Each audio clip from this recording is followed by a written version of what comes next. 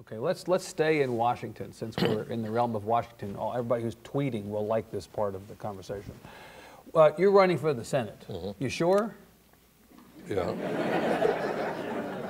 You don't want to commit any news sitting here and say that maybe you're thinking differently about it? Because there are an awful lot of people who either want you to run for governor or think you're going to run for governor despite what you say today. Well, you remember the last time you asked me that I've question. asked you this about 800 times. I've never gotten anything out of you. Let's try this time. Well, I'll stick to the answer I gave you the last time you asked, which is that really I had a secret agenda to wait till we seceded from the Union, then run for president. It was funnier back when it was secession time, though. In all seriousness, so there are people who say, well, let me ask, before I get into the governor thing, let me ask you to say in front of everybody, why are you running for the United States Senate? Look, I'm running for the Senate because I think we need a voice in D.C. that'll just do what's right for Texas and not for one wing of one party. And I think we need a voice in our state that represents the public interest, somebody trying to represent all Texans, the values of our state, not some other state, rather than a special interest group. And we need that right now. So, you know, that's why we need to reduce the deficit. We need to, you know, wean our dependence on foreign oil and have more sustainable energy policies. We, at all levels of government, and state and local, or perhaps even more important than federal on this, need to educate our young people better, cut the dropout rate, remove barriers to higher education. These are important things for our state. And just to keep ahead of you, you know, governorship is important too, but, you know, there's only one of me. But your background is in executive leadership. Whether it's been CEO of a company or mayor of Houston, you have been a politician whose hallmark has been executive leadership. Being one of 100 in the Senate or one of 535 in Congress does not play to that particular strength, whereas being governor of a state, even in a weak governor state, it's all about executive leadership. How does that square? Oh my God, goodness, nobody's ever said that to me before. Oh, well. You want to talk about secession again? Come on. I got to process it. Yeah.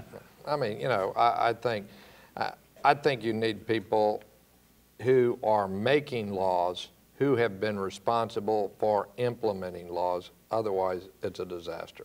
Right. People can, well, you're reading in the newspaper these days about all the things, tax incentives of the IRS, where the IRS has got it wrong a lot of times just because there are so many incentives built in. They sent checks that they weren't supposed to send. They didn't send the checks they were supposed to send.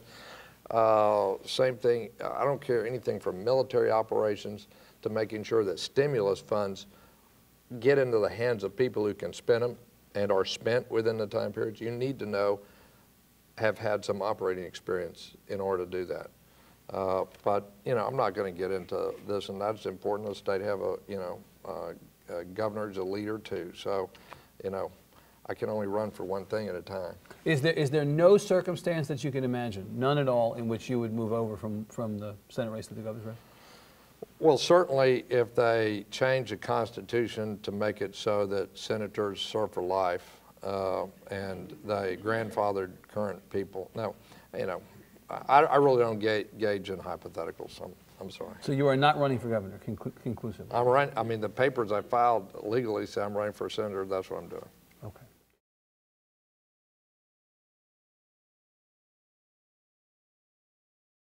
Oh, I thought you were going to ask the ideal senator from Texas, and I think I know what your answer to that is. Balding.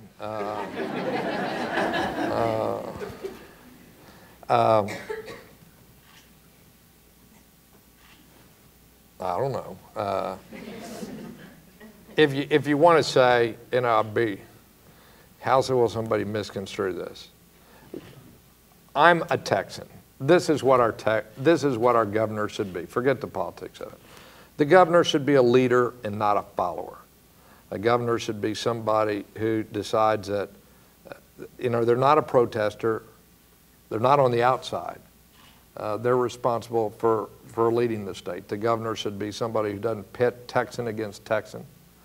The governor of a state where the two parties are fairly evenly divided with a large independent section. And by the way, this should also apply to senator in many regards. should be somebody who is not so overtly partisan, because that will interfere with your ability to bring people together to get things done. I don't care, Democrat or Republican, they shouldn't be going to upstate New York to, campaign for a congressperson. There's a lot of work to be doing right here in Texas. Senator or governor, when there's appointments, the litmus test should not be how much money somebody contributed to your campaign. And if you appoint good people to places in offices where they ought to be, then, they don't all of a sudden become unqualified just because they support an opponent. The business of state government, be it state representative, state senator, lieutenant governor, speaker of the House, the principal business line of state government is education.